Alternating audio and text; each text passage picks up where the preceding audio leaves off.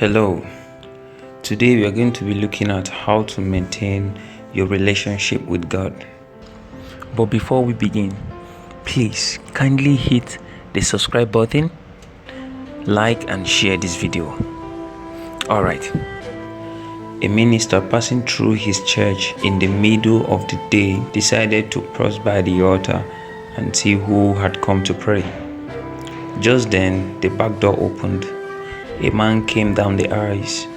The minister frowned as he saw the man had not shaved in a while.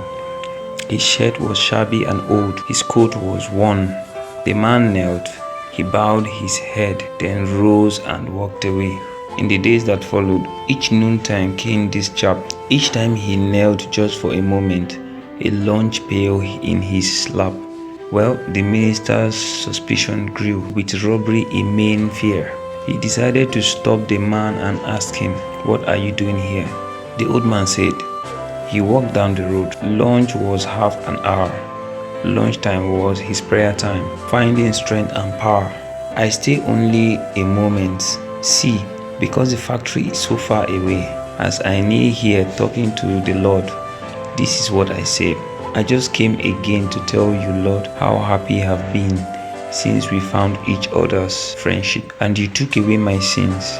I didn't know much of how to pray, but I think about you every day. So Jesus, this is Jim checking in today. The minister, feeling foolish, told Jim that was fine. He told the man he was welcome to come and pray just anytime.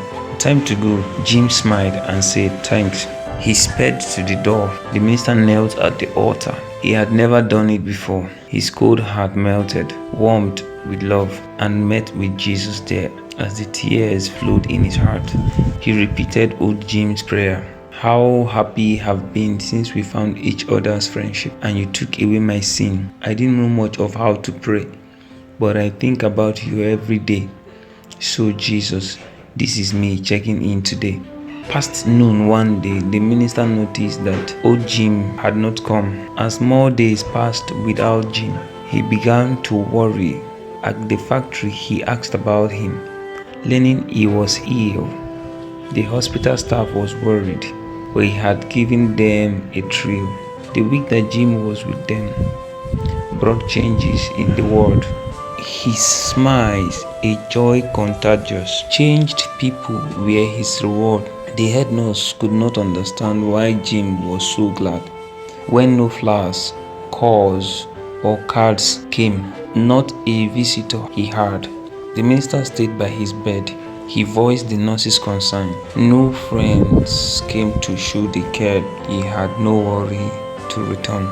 Looking surprised, old Jim spoke up, and with a winsome smile, "The nurse is wrong. She couldn't know that in here all the while, every day at noon, he is here, a dear friend of mine. You see, he sits right down, takes my hand, leaned over and said to me, I just came again to tell you, Jim, how happy I have been since we found this friendship and I took away your sin. I always love to hear you pray and I think about you every day. So Jim, this is Jesus checking in today." Wow, what an amazing way to maintain and sustain your relationship.